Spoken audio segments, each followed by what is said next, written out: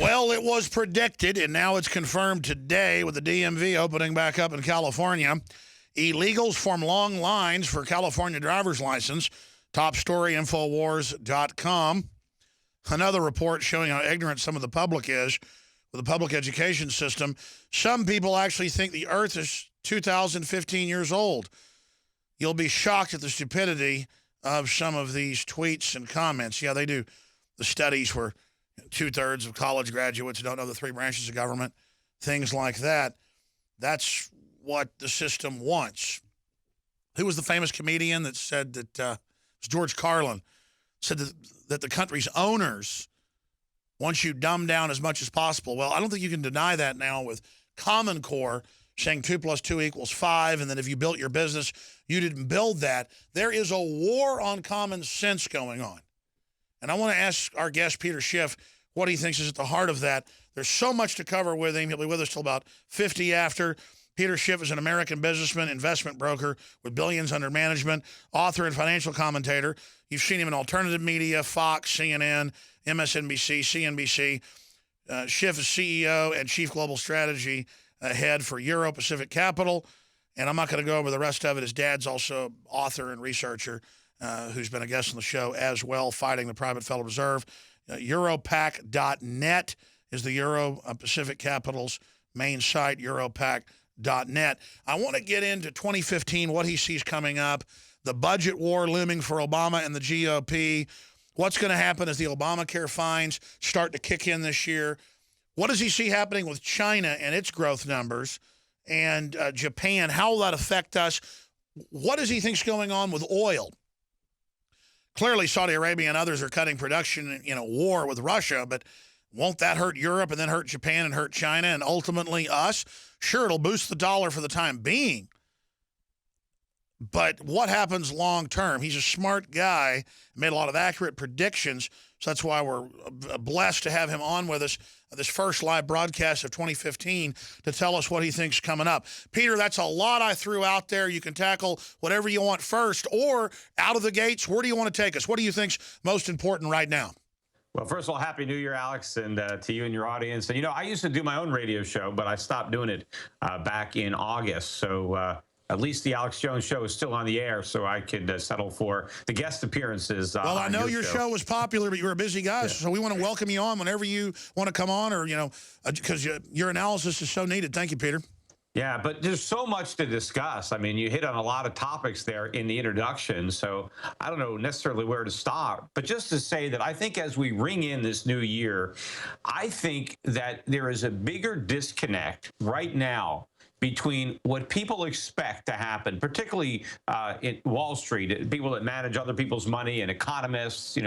I think there's a bigger disconnect now between what people expect to happen and what is going to happen than anything I've seen, I think, in my career, which is saying a lot because it certainly includes the dot-com bubble that burst in 2000 and the real estate bubble that burst and ushered in the financial crisis. I think people are more clueless today with respect to the true state of the U.S. economy and what is lying right around the corner than they were in 1999, in January 2000, rather, or January 2008. Sure, there's that famous story of JFK's dad, the big stockbroker, Joseph Kennedy, and he says he dumped all his stock weeks before the crash when a shoeshine boy was telling him that the market would never go down and telling him what stocks to buy. Now, whether that story's true or not, I think it's indicative of the type of irrational exuberance, to use a Greenspanian type quote, that we see. 18,000 Dow. What's really behind this, and what are you saying is really coming versus the euphoria?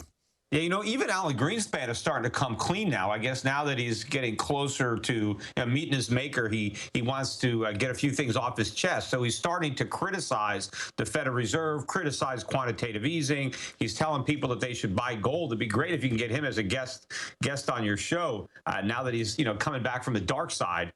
Kind of like Darth Vader. Sure. Coming back. But I think that the real disconnect here is that people actually believe that what the Fed has created is a legitimate economic recovery, and that because we have this real recovery, that the Fed no longer has to support the economy with quantitative easing or 0% interest rates, that we can normalize everything, no harm, no foul, and the U.S. economy is going to continue to grow. The reality is this is the Fed's biggest bubble ever, and I think it's ultimately going to be their swan song, because it may well be the last bubble. This could be the bubble that finally breaks the dollar despite its recent rally and breaks the Fed and the confidence, the misplaced confidence that people have in the Fed, because they cannot end QE, they cannot raise interest rates without bringing on a financial crisis worse than the one that they caused in 2008. And I think for that reason, they will not do that. I think they are ready to queue up and launch QE4 to keep the economy from relapsing back into recession in 2015. And I think that's going to be a game changer for the markets, for the dollar, for commodities, for gold. And I think most people are not prepared, just like they weren't prepared in January of 2000 or January of 2008. And you predicted both of those. How much bigger do you think this major correction or bottom will be, or will it be smaller than 2008? Well, I think it's going to be bigger in the ramifications that it has for investors and for the standard of living of most Americans. I don't know that the stock market is going to be cut in half again the way it was in 2008 and 2000. It would be if the Federal Reserve doesn't launch QE4 and raises rates, then the carnage on Wall Street is going to be as bad, maybe even worse than 2008. But I think the Fed is not going to let that happen. I think the Fed this time realizes that this bubble is too big to pop, and they're going to do whatever they can to prevent it from popping. And so what they end up doing is sacrificing the dollar in order to prop up the stock market, the real estate market, the U.S. government. So I think the impact on the dollar, and the dollar lost a lot of value between 2000 and 2008. The dollar index went from 120 down to 70. It's now managed its way back up to about 91. A lot of those gains happened just in the last few months on all this false expectations. But I think the dollar index is going to decline even more this time around. So it's even more important for people to be prepared by being out of the dollar. You know, that's where the real damage is going to come, in the real purchasing power of your savings, of your investments. So people need to be cognizant now about being out of U.S. assets, foreign stocks, precious metals, commodities, things that will retain their value in this inflationary environment that we're going to be living through. And that was my next question. I mean, I'm not an economist, but I just have studied. Well, you know more than most economists. Well, that's all I know is bubbles historically are super dangerous. This infinity bubble that they bet everything on just looks like financial Armageddon if it ever goes. Meanwhile, China is sinking, it looks like some evidence shows. But you're an expert on that. I mean, correct me if you don't agree. We see major problems in Russia. I see them trying to back off global inflation by lowering oil prices, but then that causes its own domino effects in different economies. I just don't see how they're going to manage all of this. What's the big threat then in the future? Is it inflation or is it deflation? Well, you know, when people talk about inflation, deflation, they're normally referring to consumer prices, not money supply or credit. And so if consumer prices were to come down, that's never a threat. That's always a good thing when the price of the things that you need to buy is, you know, less expensive, because nobody has an unlimited amount of money except maybe the central bankers. And so as prices come down, we can have a higher standard of living because we can buy more stuff. Like oil prices have come down recently, so that means that gas is cheaper. That means products can be cheaper that require gasoline in the production process or the transportation process.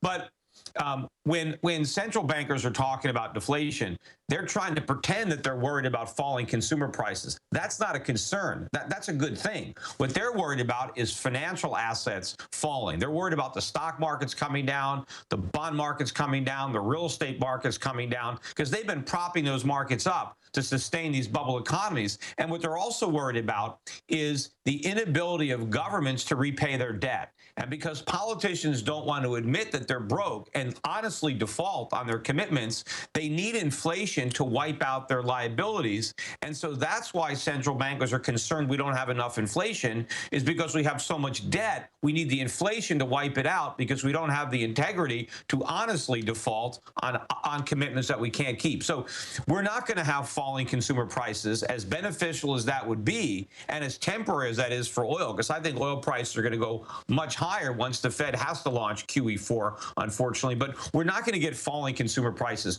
We're going to get skyrocketing consumer prices. And the average American already knows that prices are rising, and the government can pretend otherwise with these CPI numbers. But if you go to the supermarket, if you pay, well, that was my next question, is that everything's going up in price except for gas exponentially the last 5-6 years. And then I open up the newspaper or read the financial online. It's like, boy, prices are dropping and everything's great and everybody's happy. This is really freaking the public out because they know that's not true. Oh, I know. I mean, that's why the Republicans, unfortunately, why they did so well in the last election is just because the economy is so miserable. Voters are just trying to do whatever they can to express their frustration. They're not necessarily embracing Republican principles, because a lot of the states that voted Republicans in and Democrats out also voted to raise the minimum wage in their states. So this is just people that are frustrated because there is no legitimate recovery, and they see that cost of living is going up. Look, all the prices of the things that I buy, everything is getting more expensive. I get, letters in the mail from, letting me know what fees are going up. And I mean, nothing is going up as low as what the government. Look at healthcare. Look at healthcare. Couldn't that be the final straw that breaks the back? I want to come back with Peter Schiff. Okay, we're going to come back to Peter Schiff, Europac.net, straight ahead. I'm going to ask him, what happens when the dollar dies and how will it die? I mean, we know it's going to fall apart. We are back. Peter Schiff is our guest, financial analyst, broker, author, financial commentator, manages Euro Pacific, Capital Inc., and other organizations, Europac.net. A lot of interesting information on that site, certainly. And he is our guest today. This is a short segment, long segment coming up with him. Folks, throughout history, Zimbabwe, Weimar Republic, Germany, you all know better than I that when they start printing money, it causes major problems and usually a collapse, hyperinflation, war, you name it. Now they found these ways to manipulate it worldwide and have other currencies devalue at the same time. But more and more of that inflation is coming home. And from what I've seen historically, Peter, correct me if I'm wrong, the inflation builds at first, but slowly and then exponentially it starts compounding, especially when they try to internationalize the money printing, that it's more parabolic towards the end of the graph. We knew that something would happen with QE 1, 2, and 3. It did create like a sugar high, as it's been called by many. More dollars chasing stocks, that boosts that. So it looks good on paper, but in the real economy, we just talked about it being bad. How long in your gut can this go on? And how do you think the dollar will die? Will it be over time? Will it be in a catastrophe? Or will it bounce back? I mean, I know you can't predict the future, but what are some of the scenarios? Yeah, well, first of all, the real economy has suffered during the entirety of this so-called recovery. It's been a financial recovery. Yes, we've managed to prop up stock prices and real estate prices, but at what cost? I think the resources that the Fed has misdirected to Wall Street have come at the expense of Main Street. So instead of making real capital investment, growing our productive capacity, creating high-paying jobs for our people, we're just enriching a few speculators. And so real wages are falling, real household net worth is declining, full-time jobs are being destroyed, they're being replaced by part-time jobs. The standard of living is going down, and we're disguising it, within this bubble, and they can only inflate it so big. But what's going on with the dollar right now in inflation is because we're not the only country that's in trouble. And there's politicians all around the world that have bought elections with promises they can't keep. And people are worried about Europe. They're worried about Japan. They're worried about China. And they're buying the dollar. And as a result of that, we get a reprieve. The dollar buys more. We can borrow more. We can spend more. And our bubble gets bigger. But people who are buying dollars because they're worried about Europe, for example, they're jumping out of the frying pan into the fire. They don't understand that our problems are even larger than theirs. And it's all about confidence. And one of the reasons that people are confident in the dollar is because they believe that QE is temporary, that the Fed has ended it after 3 times, and that they're going to raise interest rates. But I think that is pure fantasy, because I think we have too much debt. This bubble is too big that even a small increase in interest rates will pop it, and then we will have a huge financial crisis worse than before. And so the Fed is going to continue to revive QE. Remember, when they did the first one, I said we would have more QEs than Rocky movies, and so far we've had 3, and I think we had 5 or 6 Rocky movies, so we have a few more to go. But the reason I knew they would have so much QE is because I knew it wouldn't work. And because it doesn't work, because it exacerbates the very problems that you're trying to solve, the solution is always to do more of it. And I think when we have to come out with a bigger round of QE, that could be the beginning of the end of the confidence. And, look at what's happening in Russia right now. The ruble is down precipitously, 40, 50 odd percent or so. They're responding by raising interest rates. Short-term interest rates in Russia are 17%. The Russian economy is slowing down, but it's not broken. They're withstanding 17% interest rates. Imagine what's going to happen in America when there's a loss of confidence in the Fed and the dollar, and our currency starts to drop. What are we going to do to protect it? Can we raise interest rates to 17% like they're doing in Russia? Not a chance, because we have so much more debt than they do. We can't afford 17%. We can't afford 7%. I don't even think we can afford 1%. So we're really in a bind. When the dollar goes, there's no way to stop it from falling.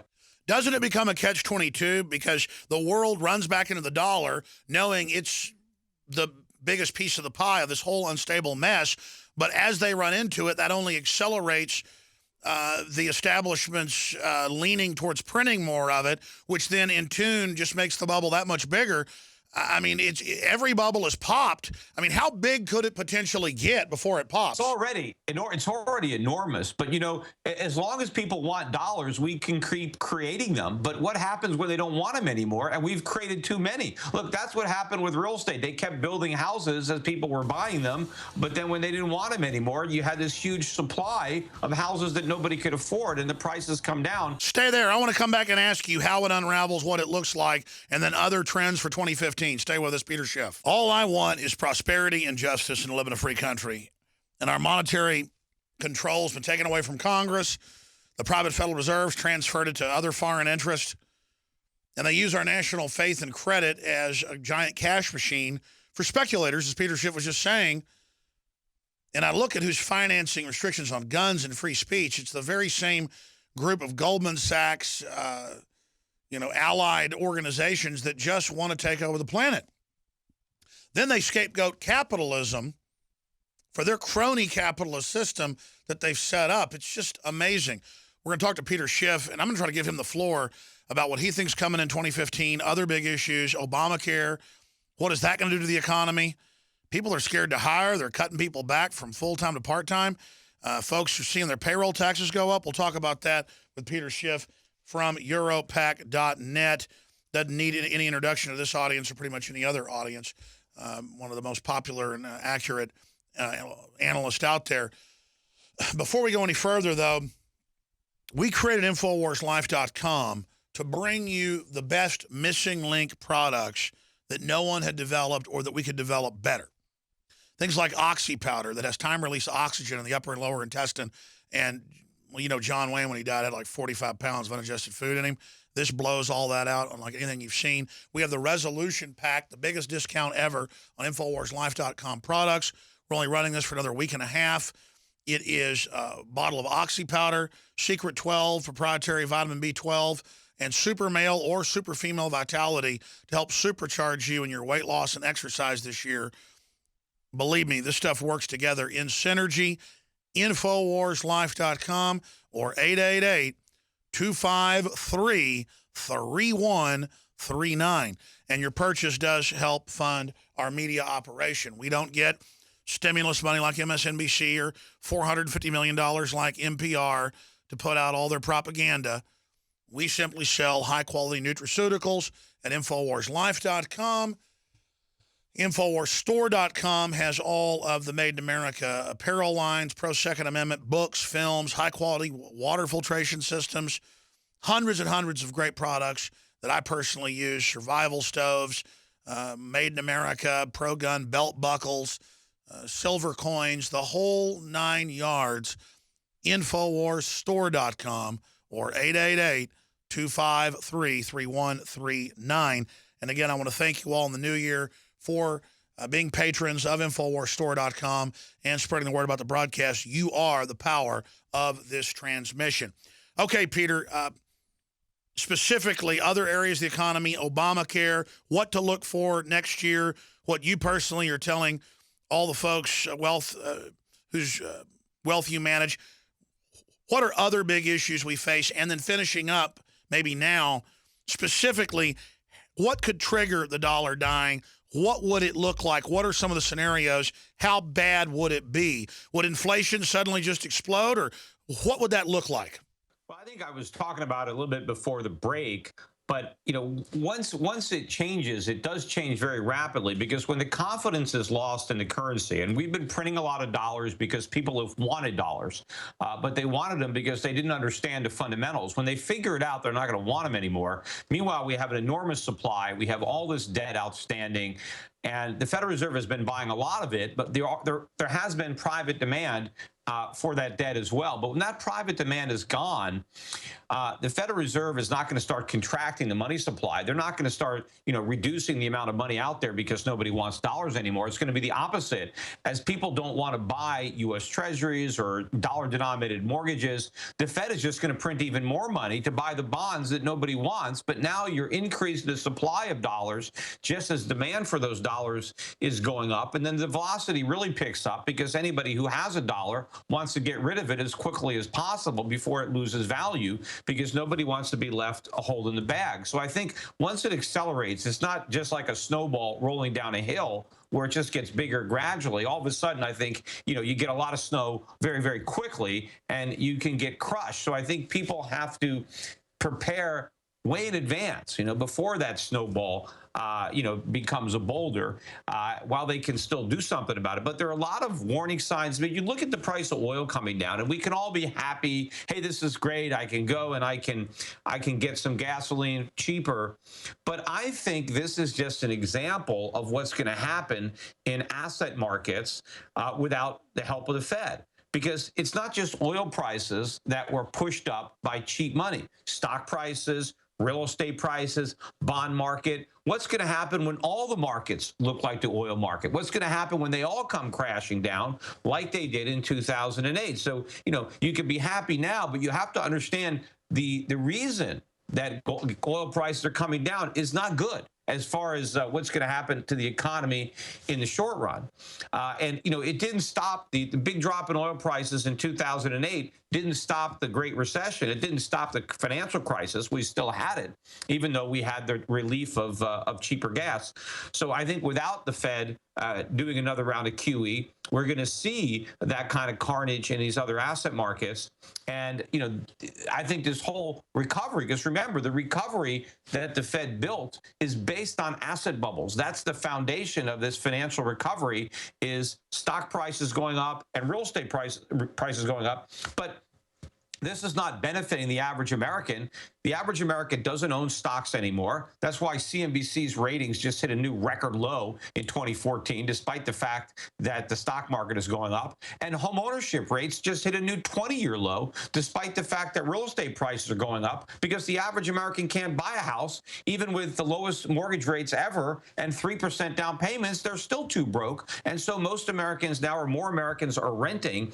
And so the wealth is only being distributed to a very small fraction of the population.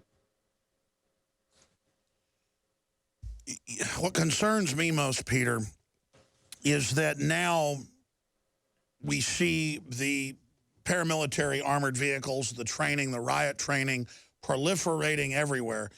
And it was easy for me to say 6, 7 years ago, this is in preparation for economic collapse. But now the Pentagon and others admit that's what it's for. And they're using other events as a pretext to kind of condition the public. But when the government itself is hardening its facilities and storing food and weapons and saying, well, we're afraid of economic disasters, that shows that they understand they're not in control of this. And if other governments in history didn't have the computers to manipulate things, you know, maybe I'm wrong. Maybe they can keep the bubble going forever, but that itself is unnatural. I mean, what goes up must come down, especially when it's not based on reality. And you've got China with its issues, its growth not as big as they thought. You've got Russia. You've got Japan with all its problems. It just seems like the United States, even though we have the world reserve currency, can't be isolated forever. And you add government getting prepared feverishly. Well, yeah.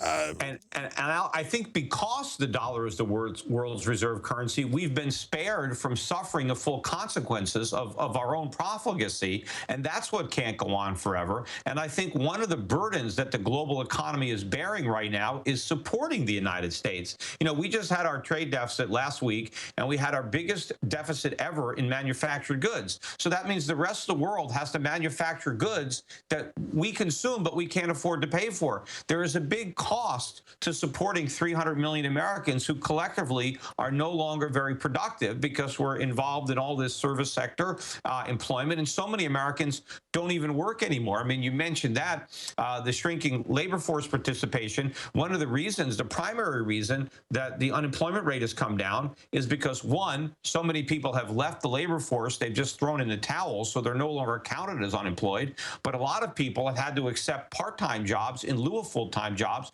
and so they're not counted as being unemployed either, but they're underemployed. And in fact, if you look at the people who are getting jobs, the net jobs are going to people who are in their 50s and 60s. Labor force participation among 60 and 70-year-olds is rising sharply, and for 20 and 30-year-olds, it's collapsing to record lows. You've got older people who don't want to work, who are being forced into part-time employment in order to pay the electric bills. And then you have Americans in their 30s and 40s who need full-time jobs, but all they can get is a part-time job. And the younger people who maybe want a part-time job while they're in school, they can't even get those jobs because their grandparents have those jobs, and they get, you know, they can't compete because they don't have the skills or the experience. Sure. And now you've got all these people say, well, the solution is to raise the minimum wage because everybody is stuck with a minimum wage job. That's not going to solve the problem. That's just going to destroy the minimum wage jobs. In fact, 20 states were dumb enough to raise their minimum wage today. And so that's going to make it that much more expensive for businesses to hire people in those states. And so there's going to be more people who lose their job. I was about to say, explain to people why a minimum wage is a bad idea and never works. Well, because you cannot dictate productivity, right? The government can set a price, but they can't force anybody to pay that price. So when it comes to labor, if the government wants to say, well, you've got to pay somebody $10 an hour, or you can't hire them. Well, if that person doesn't deliver $10 of productivity, then no employer is going to hire them.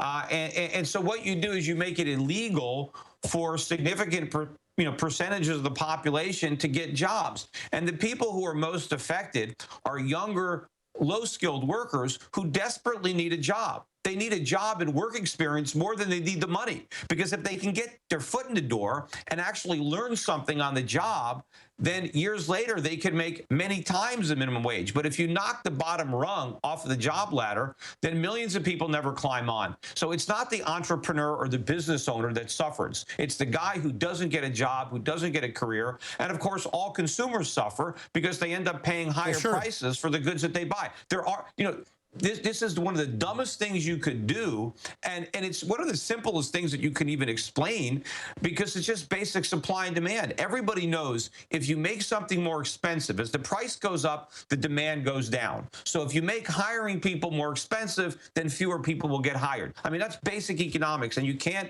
get around that any more than you can get around the laws of gravity. Well, that takes me to my next point. You know, your dad, best-selling author, writing about the Federal Reserve, writing about the IRS from a conspiratorial angle. Look at how it's been proven the IRS is persecuting people politically who are libertarian, Christian, or conservative.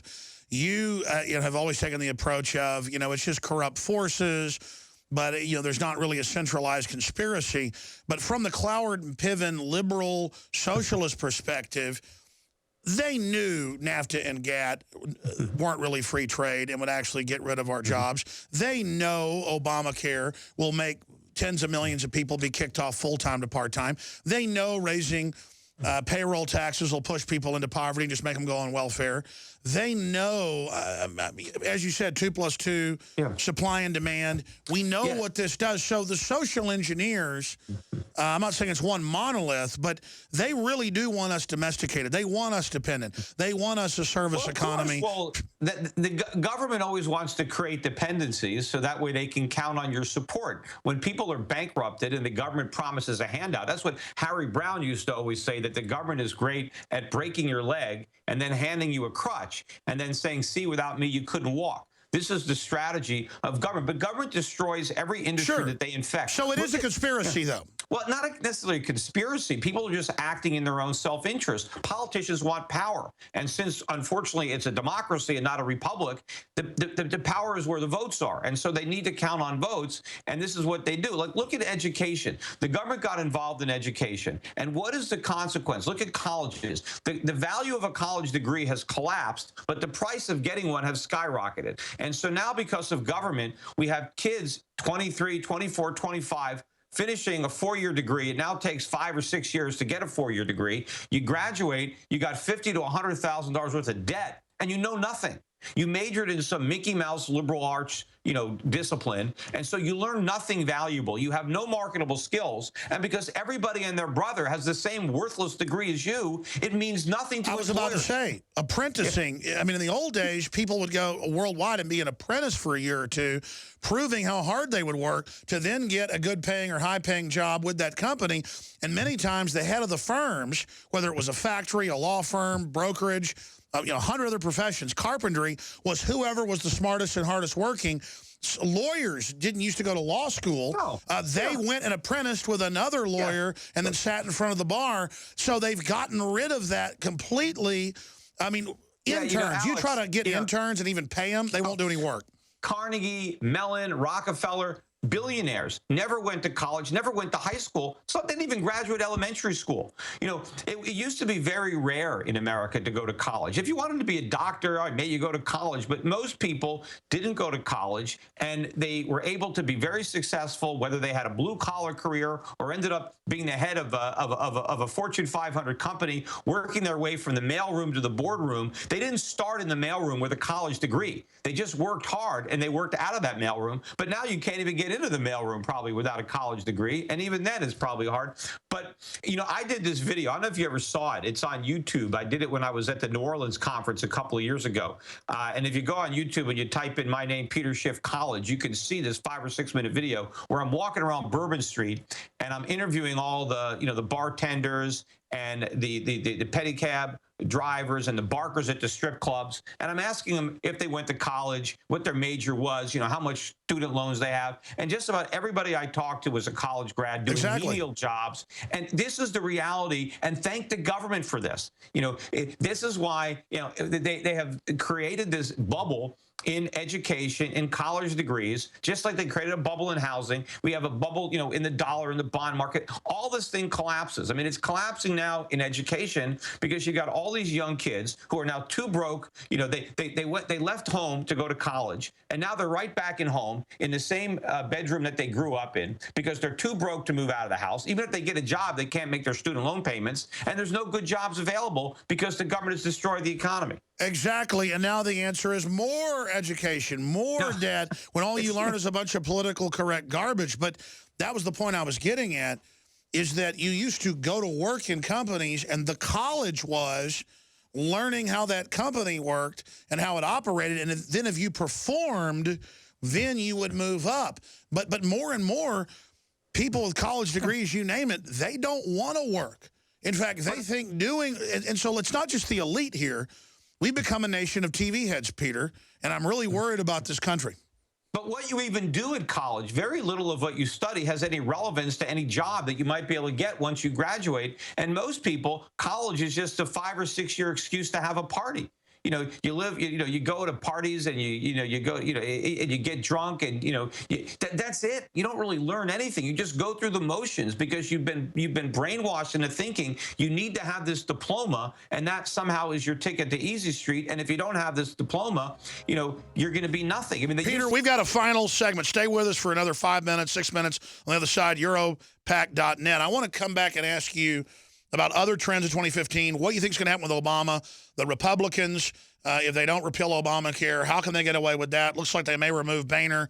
Good news on that front. We're going to talk to Peter Schiff about that straight ahead on the other side. Infowars.com and prisonplanet.tv are our sites. I'm Alex Jones. The circle is now complete. The final segment of the first live show of 2015. I'll be back this Sunday, 4 to 6 p.m. Central with the Sunday broadcast. Don't forget, InfoWars Nightly News tonight, 7 o'clock Central. And this is the house that you, the listeners, built, spreading the word and supporting us. So God bless you all. Final segment with Peter Schiff, a financial analyst, talk show host, best-selling author, researcher, commentator, you name it. And he's here with us right now, finishing up other key points you'd like to make, other things you think we should go over. I mean, we see how these bubbles are popping, how old folks have got to work now. We're told it's the best economy ever, but a new poll out today by Gallup shows the public doesn't trust the government and sees it as the number one threat. All these lines are coming together. What do you see in 2015, 2016? When does your gut tell you the breaking point is, and what is that breaking point? I think the frustration is going to get deeper and deeper because so many people know from their own experience that things are getting worse, that they're trapped in debt, that the cost of living is going up, their employment prospects have diminished, yet they keep hearing how great things are, and they assume that it must be great for somebody else, and maybe they think it's the rich, the 1%, and there's a lot of envy and class warfare, and a lot of those fires are being stoked by the politicians, so it's going to get worse. And, you know, there's an example of being careful what you wish for. I think the Republicans doing so well in capturing the Senate could come back to hurt us in that it's going to allow the Democrats to now run against the Republican-controlled Congress when the recovery goes away and the recession resumes in 2015, 2016. Now the voters might blame the weak economy on the Republicans in Congress rather than the man in the White House. So it might make it more difficult to recapture that House or maybe even retain the Congress in the 2016 elections because people are going to be a lot more pissed off then than they are now because the economy is going to be much weaker. We may even officially be back in recession. And if the people buy more of that snake oil, if the politicians that destroy the economy benefit from its destruction because they can promise more relief in the form of more, political and monetary snake oil that they peddle that doesn't work, it could be a very, very dangerous time. The London Telegraph has the headline, "The Year of Dollar, Danger for the World," and it says that there will no longer be an automatic Fed put. Do you agree with that statement? What do you think that overall means? No, I think the Fed put is coming back. I do not believe the Fed is going to sit by and allow all the bubbles that they work so hard to inflate, deflate. Because they're not going to allow stocks to crash. They're not going to allow real estate to crash when they built this whole phony recovery on those very bubbles. See, the idea that the Fed can stop the stimulus and not collapse the markets is like saying a drug addict can stop taking drugs and stay high. It is impossible. If you want the high, you need to keep doing the drugs. And unfortunately, we got the big pusher at the Fed, and we're going to do these drugs, so the dollar's not going to go up. It's going to collapse. We've got a minute and a half left. Poll out, 60% of Republicans in Congress want Boehner gone. Obamacare is such a criminal monstrosity. I think it's a litmus test. If we can't repeal this or make the Republicans do it, I think the sky's the limit. I mean, Obamacare is so evil. As somebody that has 45 people working for me, knowing how healthcare works, my dad's been in healthcare management, it's so evil that if they can keep this in place when it's so unpopular, even with Democrats, then this country's done. And it's just getting started. I mean, remember how when they first made these promises about Medicaid or Medicare, it was supposed to be so small, cost so little, and that thing blew up. This is a much bigger experiment than that, and it's blowing up, right out of the gate. I mean, so this thing is going to be much bigger. I guess the good news is the whole economy is going to collapse before we have to deal with the full weight of the problems brought about by Obamacare. What do you think of them pushing Jeb and Hillary again? Yeah, that's all we need, right, is another Bush or another Clinton in the White House. But unfortunately, that might be what we get. All right, well, listen, I'm glad that you were our first guest of the year. Peter, we'll have you back very soon. Thanks for the time. Hey, anytime. You bet. And doing the right thing, I guess, is letting stuff go down, right?